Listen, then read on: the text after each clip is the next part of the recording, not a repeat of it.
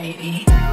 10 toes down in my B22s. Young ST hit the T and he blew. Pat came in, disappeared like the moose. Yeah, I'm at the mud, yeah, I'm really the truth. 10 toes down in his Christians, yours. They know me by my real name in the store. Hello and welcome back to episode 28 of the Week in the Life series. Today is Monday morning, it's 9:33 and I'm on the way to a new business meeting. There's no better way to start a week than potential new business opportunities. The last couple of weeks I haven't really done long intros and that's because we've had so much going on, but this week might be the busiest week that I've had on paper, at least since I've been working remotely out here in Dubai. It's so busy, in fact, that I'm actually not even going to be able to do this intro without looking at my phone. So I've made some notes about what's going on this week. It's going to be action-packed, there's going to be loads of content, so make sure you stick around to the end because this is what you're going to see. Starting with today, we've got 3 new starters with 2 different clients. So we're going to be sending out invoices to make sure we get paid and can continue running the business. Got a very, very exciting meeting later this afternoon. We're meeting a co-founder of a Singapore-based VC-backed startup, or soon to be VC-backed. They're looking at raising 2.5 million from the US. So we're going to be talking about how we might be able to help on a multi-hire campaign. Exactly what we've done this year with a company that is posted on video testimonial on my channel, 10 hires across software, data and sales. Who knows, depending on how it goes, I might even say that we'll come and see the office out in Singapore, do a little business and leisure trip. Sticking on the new business front, I'm meeting an area director of a German-based company to help out on a BDM role. Well, we'd like to think that we'll be helping out as well. I'm also meeting a founder who sold his first company to Twitter. If things go well, I'm actually going to invite him onto the podcast as well. In between those 3 new business meetings, I've actually got 3 coffees as well. So lots of face-to-face action this week, all with a focus of trying to bring in new business. Somehow, in between all that, I'm actually doing a video testimonial recording with a candidate that we helped into a position 6 months ago. We're going to be releasing a new podcast. Amy Bateman, the final episode of season 1 is going to be out on Friday. We've got 2 final stage interviews, so we're hopeful for 2 deals. 1 I'm pretty confident on, so that should be around the middle of the week. And we've got 7 US candidate calls. We're still working across 4 time zones at the minute. We've got business in the UK, Europe, and 2 different states in the US. Plus, we're trying to win new business in Dubai. Outside of all that, there's all the usual recruitment stuff you would expect to see, from sourcing new candidates to managing client relationships. So now that we've actually moved to Dubai, I have lost a lot of the connections that I had in the UK, and I feel like now's the right time to start looking at something official, a mentorship or a coach that could help me get to where I want to go. Make sure you stick around to the end. This is undoubtedly going to be the busiest week that I've had since I've been in Dubai. Today has been one of those days. I've been in, out taxis, meeting here, meeting there, and with such an important new business meeting this afternoon, I need to do a quick pit stop at home to get changed, so I'm looking and feeling my best. The next time you'll see me is trying to win some business with a VC-backed startup in Singapore. I can hear you now. Today I'm very good. Yeah, today I'm very good. What about you? Well, that's good news. And where are you based? You mentioned you're in Belgium currently. And do you spend your time between the 2? Good. And how do you know then? Speaks very highly of you. Well, that's good news. And I guess the big question to ask is, did you raise your money through ShipShape? Set the scene for me then. There's 3 of you, 3 co-founders. Didn't share too much about the business because, obviously that's not his part to share. But he spoke highly of you. So just set me a scene. Give me an overview of what's going on. That sounds interesting. So just so I heard you right, so the platform is aimed at financial institutions who have data on site, so they can better understand it. So the ideal customer that you'll be chasing, what are they currently doing with their data? Wow, okay, that's really interesting. Yeah. And so you said the 5 to 10 professionals. So the companies who are larger already, would they be building something like this themselves, do you think? Or do you, again, not think they have the capacity? Yeah, and you'd rather chase the SMB, smaller accounts to prove the fit, and then you chase the enterprise clients. I'm always fascinated by the price conversation. I would say 80% of the people I speak to underprice. There's been a couple who I've spoken to who have overpriced. Well, I say overpriced, people are paying for it, right? But you would think it's overpriced. So it's always fascinating. What are you positioning yourself at? Are you going in somewhere you think is quite high based on your knowledge? It's a good approach. I think that's sometimes a superpower, right? The smaller companies, there's 5 of you, the personal touch, the ability to change direction a little bit quicker and pivot and just add features if needed. It's very difficult to beat brand and longevity in an industry, but you can beat it with personalization, I think, and I've seen it many, many times.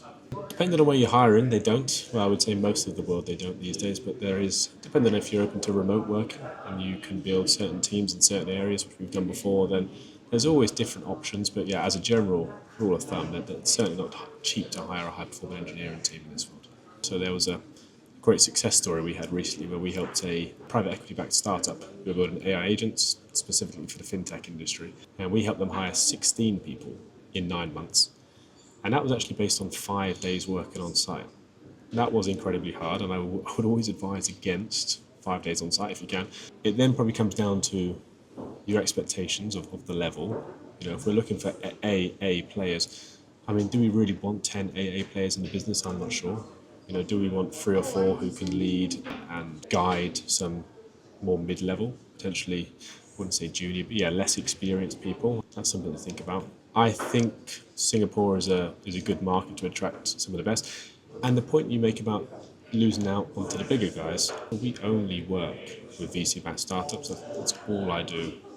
Biggest company we've worked with is probably about 30 employees. We sell opportunities on the things that are going well for the startup, right? We don't sell on company brand. We don't sell on huge packages. We sell on autonomy and decision making. We sell on future opportunity and hopefully equity or shares as well. And these people are out there. It takes an eye to identify them.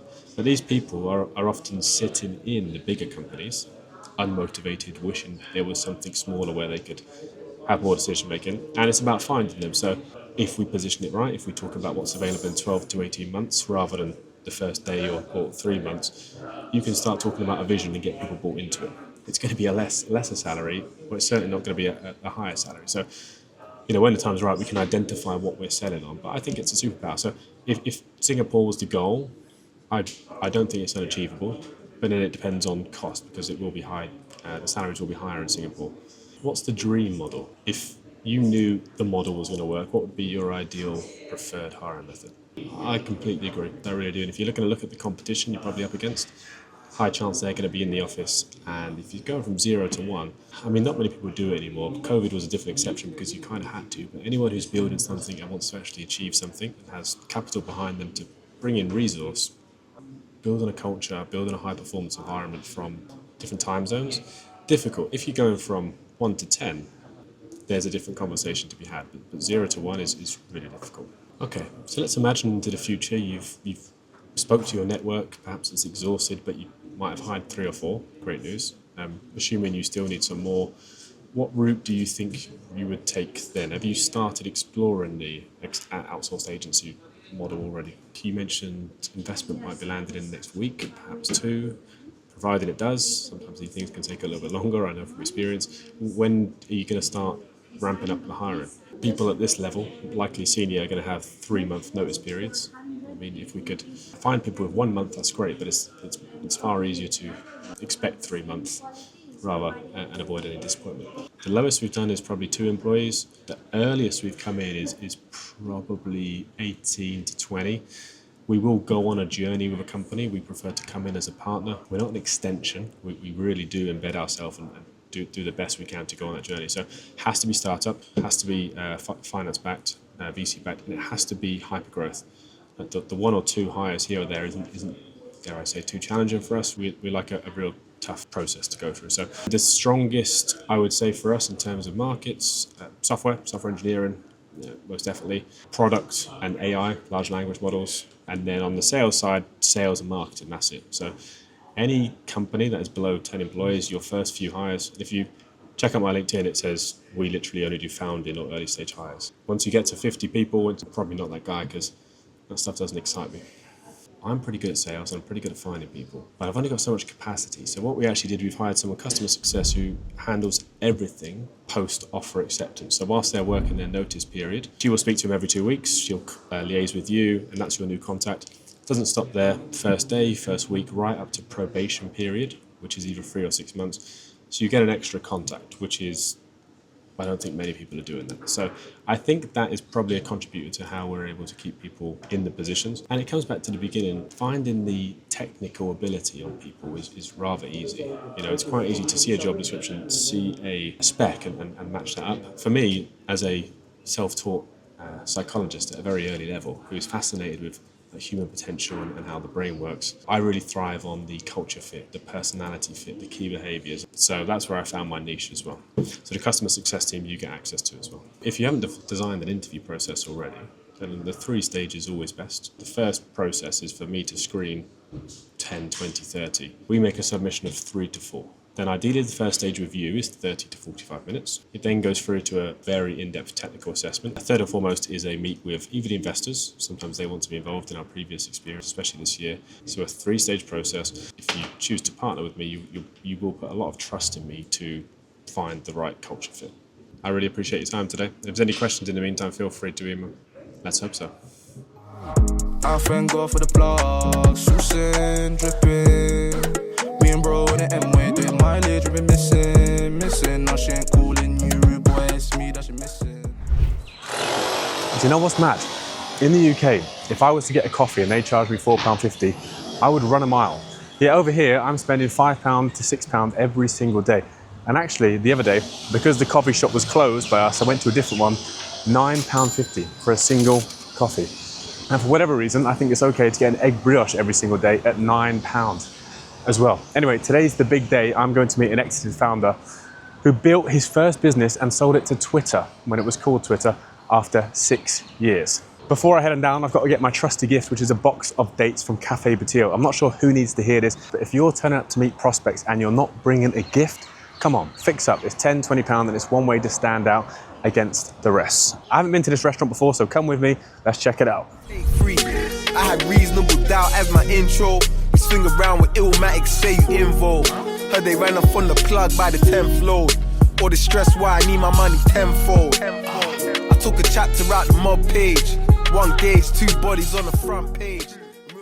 I'm back in the office and I'm just getting set up for my second online video testimonial. Don't think I shared about this, but we bought a brand new Rode mic to look the part. The sound quality is pretty good. We're now moving to online video testimonials as well as the in-persons when we can. So what's been happening? Well, the lunch earlier today was very good. Fun fact about the founder that I met, not only did he build his first business and sell it to Twitter after 6 years, I found out he ran to be a politician in his home country 5 years ago. It didn't go very well, so he's sticking to tech and he's on his founder journey again. The good news is that the dates went down well and I asked him if he wanted to come on our podcast and he's coming on next Tuesday. So he's actually going to be my first guest. We've got 4 this month. So if you're very curious to know who I'm talking about, keep an eye out because next week we're going to be sitting down in the studio with him. The episode won't be released till the new year, but I'll put a picture on my LinkedIn. So all secrets will be revealed. I've got 4 minutes till this video testimonial, but what else has been happening? Well, I sat down with Mark Hindmarsh, our non-exec director, for 1 hour to talk about future opportunities and business performance. I'm also on the graveyard shift tonight again. I don't know why I keep calling it the graveyard shift. I actually enjoy it. So we're going to call it the birthday shift, where I'm working late hours, usually between 8 and 12 p.m. over here, because we're working some US vacancies. So last night I spoke to 3 candidates. I've got 2 more today, and these are always between the hours of like 7 and 12, because of the time difference. We've agreed a short list of 4 candidates by Friday. So with it only being Tuesday, time is still on our side. And the final thing, before I jump into this, because I am cutting it fine, if you've been watching week by week, you will realize that we had a very challenging conversation in last week's episode. I am still dealing with the hangover of that, and we are trying to sort out some issues with a startup that we work with in terms of getting some people started in the business. This has been going on for about 10 days now. So whilst I'm here, there, everywhere, meeting founders, doing online testimonials, I'm also speaking to lawyers in the background, trying to get things resolved and keep every single party happy. By the time this video is out, this testimonial will also be out. So you can either go check it out on my channel or you can have a sneak peek here. George, thank you very much for joining me on this video testimonial today. As a head of business development now, I've been in the industry for about 10, 11 years. And who I am, I'm a very lucky guy to work with you guys. Very amazed by your approach to things. You actually boosted, if I could call it that, my overall represent myself. It was a dream of yours, right? Yeah, we helped you through the process. Like you mentioned, it's definitely been something that I always, wanted to kind of have as a route. I also wanted to mention is if there's a point in life again for me that I would be looking for a new position, you're literally the first person and the first kind of guys that I would be thinking about. Well, I hope you like that video testimonial. We're almost the last man standing. It's me, Skylar, and one other person in here.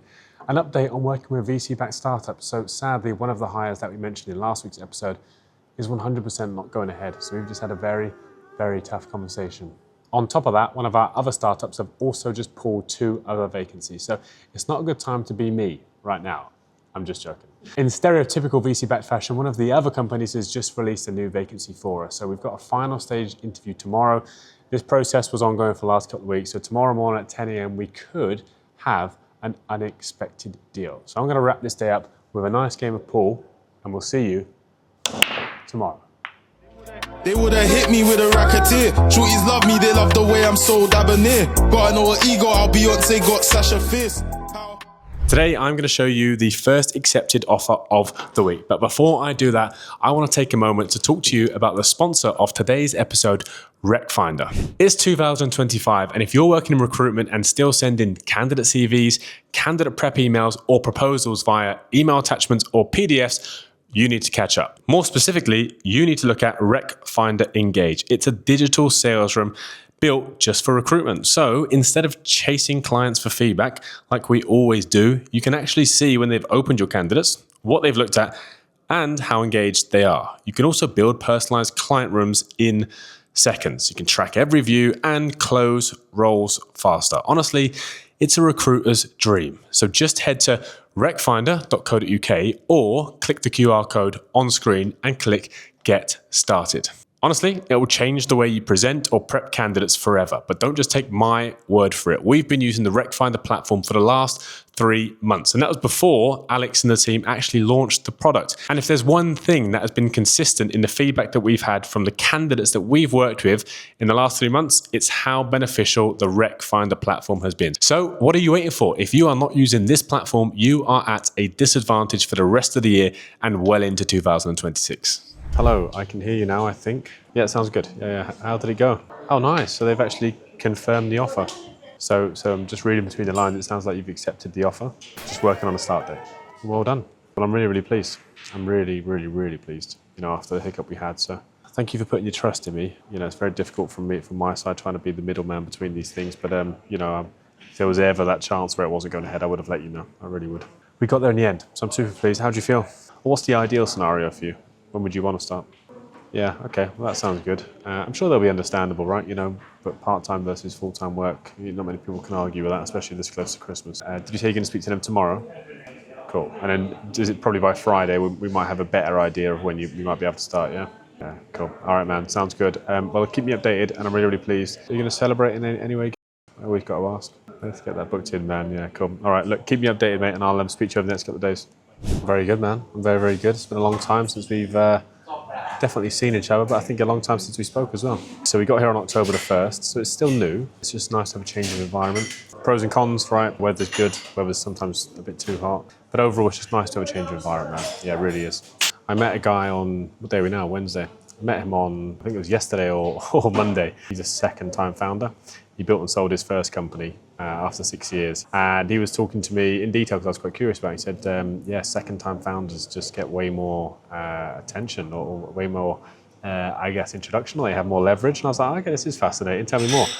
And he was just saying since he's exited his first business, he's now able to speak to different people. He's looked at it in a different way. So I'm just wondering, you've done it, you've 5 years, you've got the stripes, you've learned a lot. Do you think that's going to be for you moving forward? Yeah, and it's the journey that's invaluable, I think. You'll know better than me, but the exit is just the outcome, but the journey is where everything is learned, right? I know that from my business as well. It's an interesting one, putting yourself in the middle of the business coaching and then the founder's associate. I think it's a good idea. I haven't seen, and again, you might have coined it, I don't know, I haven't seen a fractional founder, as such. Maybe there's something similar, but I haven't seen that. So I think it's a good idea. I really do. You think this is the long-term thing for you, or is this a middle gap before you go into another business? Yeah, but I think the sales and business development piece is always the hardest of anything, whether it's professional services, consulting, or an actual piece of software. It's the hardest. What are you doing at the minute? What's the go-to-market strategy? That sounds like a lot of different avenues. It sounds like most of them come back to referral, really, which is always the strongest. Always. I mean, some of the best work we've had this year has been referral. Yeah, sure, man. I appreciate that too. When we met, it was a great chat down in Kinnernook, Pontcanna. Still remember that one. That was a good first meet. And it was good. I doubted we would ever work together in the short term. And that was never a problem, man. It was great to build a relationship with you. So, yeah, if there's anything on your side that would ever benefit me, great. And like equally to me, more than happy to do so. Like anything, it's definitely a relationship game, isn't it? And it's the same for me, get in as early as possible. Something might not happen for a year, 2 years in some instances, but getting in is very early. I think some video content would be really, really good. Like just showing about or talking about a story, talking about something that happened is all it takes. And I've genuinely won inbound business through LinkedIn and still do regularly.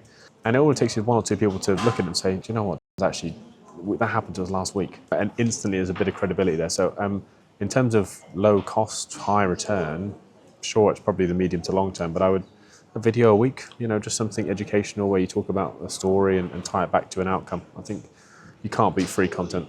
So I'm just thinking like if you make like a potential video asset, which could work as like your main one, so like just a real emotional hook on a story, which most people relate to.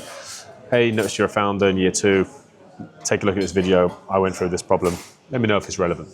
Nothing even pushy. And when you kind of don't push, you get so much more back. I'm just a massive fan of video-based content at the minute. That works for me. Have you got any automation set up for outreach whilst you're not actually doing the outreach? I'm not talking mass spam. I'm just talking like anything to help you out along the way. Sounds good, man. Sounds good. If there's anything else I can help out with, introductions or whatever, just ask. Always happy to help. No stress, man. I'll speak to you soon. Right, a quick pit stop for some lunch, a very late lunch. It's 5 p.m. already. I said this week was going to be very, very busy, and it's Wednesday already.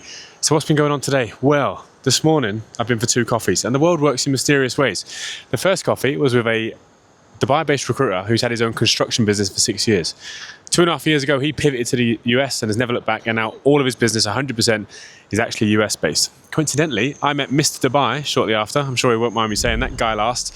And we were talking about some of his AI and automation that he implements in his own business and in some of his clients. One thing led to another, and that was the time lapse you've seen where me and him were sat in a boardroom for 45 minutes, and we're going to be strategically targeting a certain state in the US on business development and trying to win some new business. Outside of that, we managed to do a deal today, which you would have seen, and we also had a very, very exciting meeting with a founder who's been building a company for the last 5 years and very courageously decided to publicly announce that he's no longer going to be running that business. He put everything into it, and he's now taken all of his learnings, as you might have heard, to become a fractional founder. Well, what does this mean? He said he sits in between business coaching and like a founder's associate, where he's going to be helping early stage companies, probably from pre-seed to seed, with strategy and direction, and even getting hands-on with introductions and sales when needed. The day is not done yet, although we've had a very, very late lunch. I've got one more big important meeting which I'm going to show on camera. A couple of weeks ago we met a CFO online. That was for the second time to help out with a founding sales hire for his blockchain company.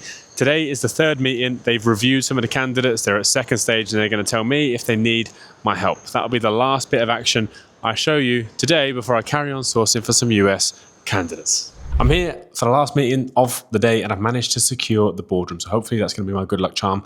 Let's see if we're bringing on a vacancy or we're not. Hello, I'm very good today. Yeah, very good. It's been one of those weeks where lots of things have gone in my favor and it's been very productive. I wish it was like that most weeks, but it's really not. But this week's been good. What about you? I see busy. Is he Hong Kong to Singapore, or he seems to be everywhere for these events at the minute. Looking fixed to it. Now? Yes, boss. Okay, I'll come out now. Turns out I haven't got this bloody room. I'm back in the game. You can hear me okay? Yeah. Still in Dubai? Yeah. Still in Dubai, yeah. We went to Blockchain Life. That was eye-opening. Yeah, that was eye-opening. I mean, GitX, GITEX apparently, but I don't believe that. It looks like GitX, the pronunciation.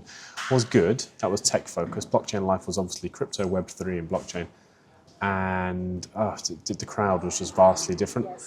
We managed to speak to the founder of Blockchain Life, who's Sergey Christov, a lawyer, like one of the most famous crypto lawyers. We spoke to a few different entrepreneurs who are building crypto wallets. Some of them are in real-world asset tokenization, and from my own knowledge, fantastic. And the people we met, great. So that was a really good event. I appreciate that. Yeah, I'm here, there, and everywhere, man. And what better way to, number 1, learn, number 2, network, and number 3, increase my brand visibility than going out and interviewing entrepreneurs. So you mentioned you're focusing on closing the round of investment. Is that different to the round of investment where you put a couple of million in to get going? Is that different? Yeah, that's a good person to have on the team. For sure. So you've got him as the backup. You're going to close this pre-seed round now. How long will that? What runway will that give you? I'm fascinated by like where you are now compared to obviously two very, very different companies, right? And the plan seems crystallized. You know, you've got a great direction. It's the plan is there for the raises. Do you envision some tough challenges like before, or you know, totally different company, different space?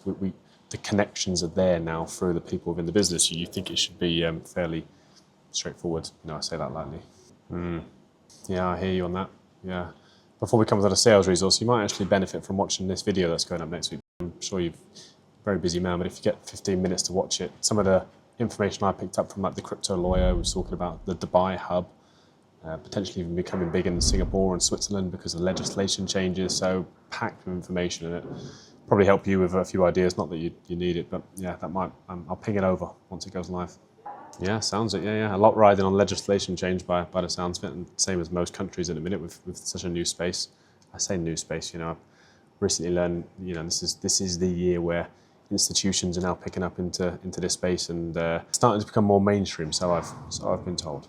Cool. Well, the last time we spoke, you had I think maybe 8 people who made it past first stage to second stage, which is good. That's really, really good. Super curious to see how you got on with those 8, and fingers crossed you've made a hire. Well, great result, by the way, just to jump in. That's recruitment 101, worked like an absolute dream. Post an advert, filter through, hire someone in probably what? Maybe 4 or 5 weeks, I think, in total. That's a great result. There's no rush from my side. Yeah, I'm here if and when. So hopefully, I'm expecting her to hit the ground running, you know, start bringing in sales, things to go as we all expect from a numbers perspective. And then these next hires will be Q1, are you thinking, the technical hires? End of December, got the first weeks of Jan, you know, when things are traditionally a bit slower. I know it's a long way away, but we might as well put something in just as a placeholder for January. So because I'm going to be going away, you've got 2 weeks off. I know we'll miss each other. So what week are you thinking? First week or second week of Jan? That would be good. Yeah, and I guess if there's anything you need in the meantime, I know on board in your first sales hire can be interesting. So if you need any genuine advice on tools, you know, tech stack to set them up in the right way, from market mapping, volume outreach, hyper-targeted outreach. You know, if anyone's got any questions, I've tried it all and I'm using the best of the best. So just let me know and I can help out with that stuff as well. I appreciate the update, man. And I will probably won't speak before Christmas now. So I hope you enjoy the next couple of months before we take some time off, and January we'll catch up. See you soon, mate. No vacancy this time. They did actually hire through one of the adverts that they posted. The good news is we've booked in a placeholder for the second week of January to talk about Q1 hiring plans. It's Friday, the time is 12:33 and I'm sat here with a coffee reflecting on one of the busiest weeks and probably the most productive weeks I've had since I've been in Dubai. But not only the busiest, it's probably the most realistic of what it looks like running a recruitment business. So on the new business front, I have pitched for new business in Singapore and Germany, to name a few. But then equally, I've actually had people not turn up for new business meetings. I've met founders who have sold their businesses to very, very large companies. And I was supposed to start my podcast, which was cancelled and has been pushed back to the following week. I've had candidate calls in the US, EU and the UK. Some have turned up, some haven't. I've done a new video testimonial. I've onboarded a new sponsor for this video. P.S. if you're not using Recfindr already, by now you need to go check them out before the end of this video. To summarize, if you haven't guessed already by my energy and the way that I talk about the work that I do, I have never been more excited about running a recruitment business than I am now. But that doesn't mean it's filled with endless ups and downs. For every good thing that happens, equally something not so good happens. If you've been watching the journey up until now, thank you very much. Don't forget, like, comment and subscribe. Turns out a lot of you people watch this and don't subscribe. Also, drop a note in the comments if there's anything you want to see about Dubai, running a recruitment business, how I deal with clients. Let me know and I'll be sure to include it in next week's episode. 1, 3, 5, 1, know what I expected this week. I'm alive, that's why I expected this week.